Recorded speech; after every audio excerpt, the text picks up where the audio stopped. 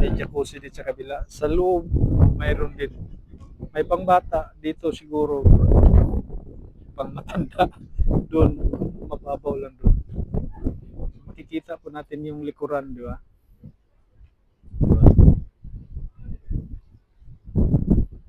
Yung sunset hindi na natin maabutan kasi masyadong makapal yung ulap.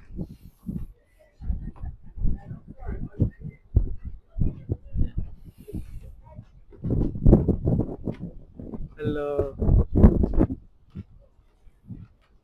So, bababa po tayo mga pare.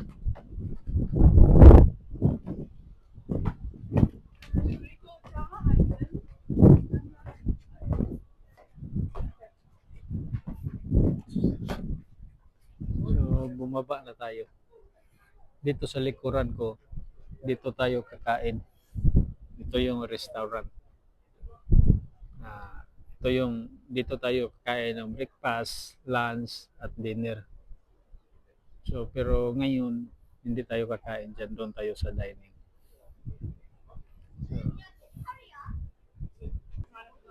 So, nakababa na po tayo dito. Makikita na po natin dito malapit na, di ba? Yan si Jack Gun.